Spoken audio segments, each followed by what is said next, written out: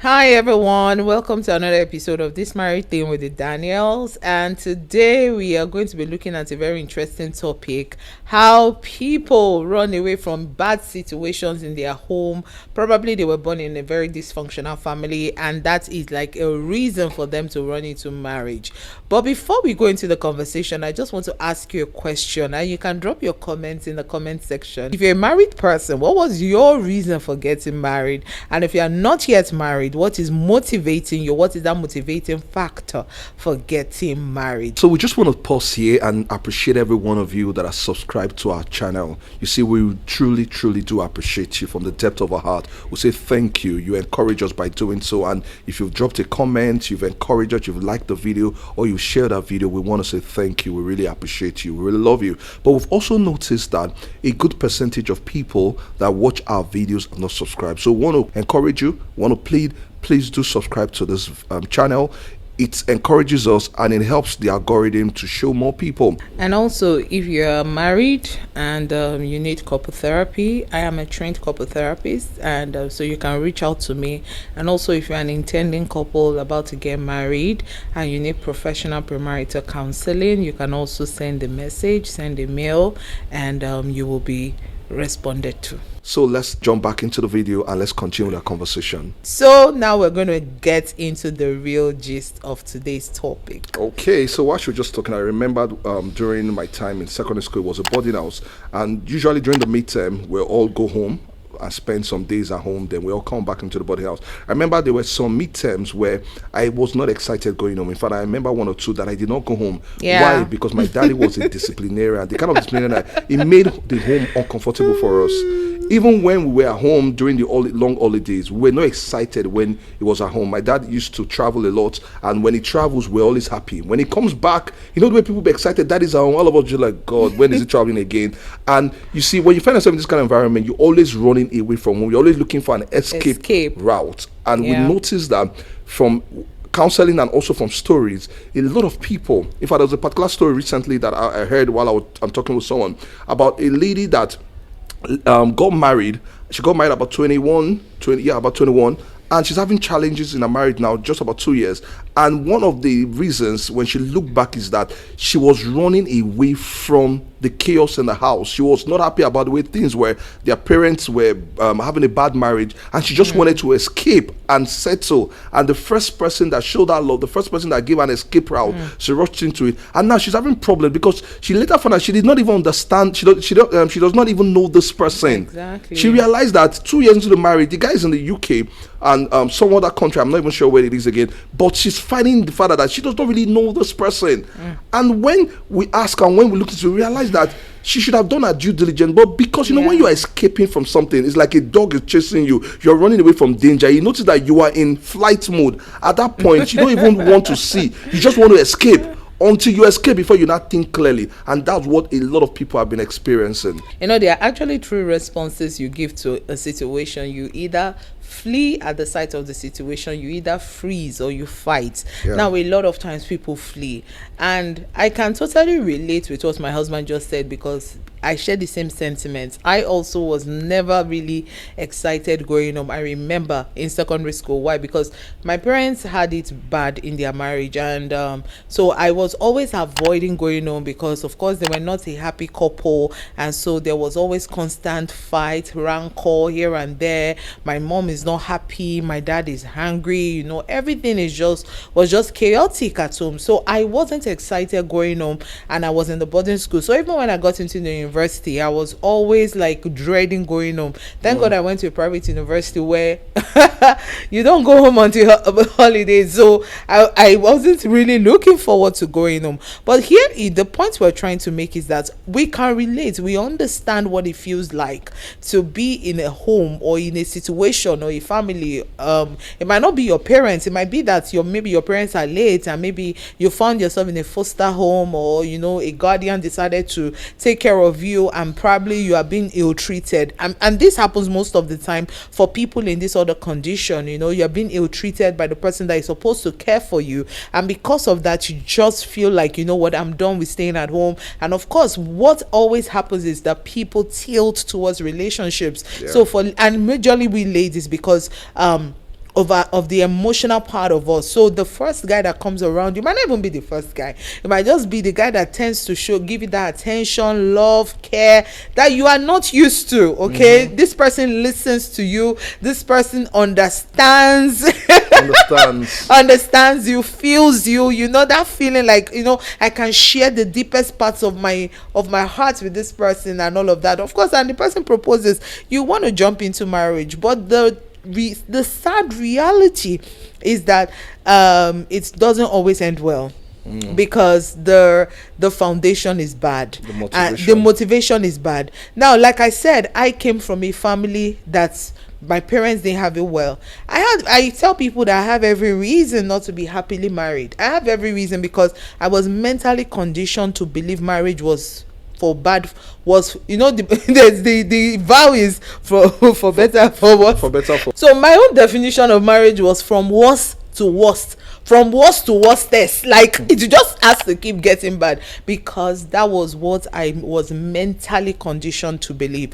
But one of the things I did differently, and that is part of what I want to share in this video, was that after a while of seeing a bad marriage, I'm a lover of Christ, right? I began to spend time with God. And I remember back in school, in the university, one of the days I was so sad, because I'd gone home that period. I didn't like what I saw at home. So when I got to school, I was depressed. I battled depression in university. I legit battled depression, because those things had its impact on me. And I remember in my third year, I went on my knees and I was crying. And I said, God, I don't want what my parents have. I don't want it. I told God, I said, God, I didn't even understand a lot of the things I know now. But I said, God, my mindset about marriage is bad. It's not good. It's not a good one. But Lord, imprint in me a new picture, an image about marriage. My goodness, as I'm saying this thing, goosebumps are forming on me, because I can still remember that day. And that began a journey for me. One of the things the Holy Spirit led me to do was that every book of marriage that I could lay my hands on, he said I should buy and begin to read. And of course, I chattered from 𝗏𝗏 to Miles. Oh my goodness, I read a lot of Miles Monroe's books on marriage, on relationship, on how to do relationship well. Don't get me wrong, I still had a lot of relapse. I will drop the ball, I will pick myself up again and all of that. But I got on that journey. Because I said I must get it right. I said, even if in my family their marriages are not good, mine will be the first. That was what I told myself. Great. I said mine will be the first, and that is what God is doing. I said my marriage will show that, look, you can be happily married, where I didn't know what it means for a husband to dote on the wife. I didn't have that image. And that is the truth. I didn't have it. But as I began to spend time in God's word, I spent time in prayer, I spent time in fellowshipping with other like-minded believers who were on the journey of doing life intentionally. I'm reading those resources, and throughout my third year, fourth year, my NYSC days, even after I was done, I went straight into full-time ministry. That was exactly what I was doing. And today, I have the marriage of my dreams. And that is the truth. I have, not knowing that part of God's plan for my life was that I will be a marriage counselor. Can you imagine? Look at that. Someone who had a wrong image of marriage came out of dysfunctionality, and today she's helping people heal from dysfunctional marriages. Come on now. So see, the point is, it doesn't matter the family you come from. You can change the narrative. You can flip that switch. Come on, you don't have to tell yourself the story you've told yourself all this while. Because your parents did not have it well doesn't mean you won't have it well. You can. Like I took my destiny into my own hands.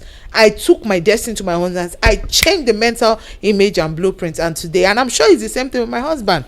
Wow, so you can hear that, she mentioned at the beginning that there are usually 3 responses to when you're facing danger. Either you flee, that is flight, or you freeze, or what? You fight. So you can see that she fought the image. She fought it. And so I want to say if you find yourself in that kind of background, rather than trying to flee out of it in running into a marriage that you will not find out that you are creating the same pattern, it's better to fight it.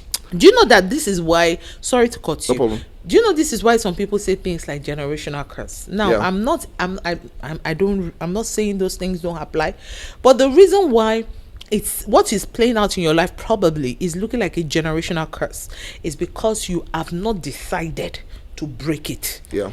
You have not decided because you have believed that you are in a passive, you have put yourself in this passive state that you can't do anything about it, like it is something happening to you. True. But you have to now tell yourself, I'm not going to stay in that passive place. I'm going to react. I'm going to react in a way where this is not going to be happening to me. I'm going to rather happen to this. I'm going to change this. Yeah. And a lot of times people think that they fight it by going for deliverance upon deliverance. Now, you may be having failed marriages in your lineage and the rest. Now, of course, you pray about it. But rather than just stay there only praying, going for deliverance, fight. Look at what she did. She read marriage books. She had to deal with the mindset, the image, the blueprint. And that's where most of the problem is. And she's still working on it. So that's one area. In fact, if you need help in that area, reach out to us. We'll be glad to offer help to you. So I want to just say to you, if you find yourself in that situation, running into marriage because you want to run out of that unpalatable situation in a home is not a good advice. Is not at all. Ask people that have done it. A lot of them, they are now in bondage in the marriage that they shouldn't have been in because they were running away. So fight it. Take your time. If you're going to go into marriage, don't let it be because you're running away from home or you're running away from a bad situation. Some people know it's not just that they are running away from home. Some people know the father lack has dealt with them, so they can't take care of their needs. So now they found the first person that can take care of their needs. So you are running into something, running away from something. Do you know that as we were just talking about people running away from a bad situation, and maybe specifically financially, I just remembered the story of Ruth in the Bible. Like that lady had it bad. She was married into a family. She lost father-in-law, she lost brother-in-law, she lost her husband, and she was left with a broke, sad, depressed mother-in-law that she had to watch over. But look at what Ruth did. In fact, I love that scripture in Ruth chapter 2 verse 2. If you read the Message translation, Ruth was the one that said to her mother-in-law that, look, I want to go out there and work. I want to go get a job. I'm not going to sit here. Yes, we are not happy with what has happened, but we're not going to sit here and keep mourning the situation. We're going to take laws into our hands. We're going to do the right things. And she went out there. And it was in her going out to look for a job. The Bible said that she happened to now find herself in the field of Boaz. So if she had not gone out to get a job, she wouldn't have had that experience. So what am I trying to say?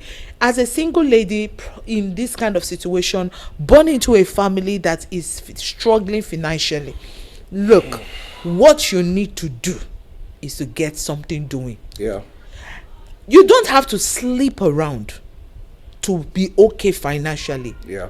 In fact, that is low-level thinking, and it's a disempowered way of living. You have to. The empowered thinking is that, look, there is value. There's something in me. It might not have been harnessed yet. I might not have pruned it yet, but there's something. There is value I can give out there that will bring returns for me.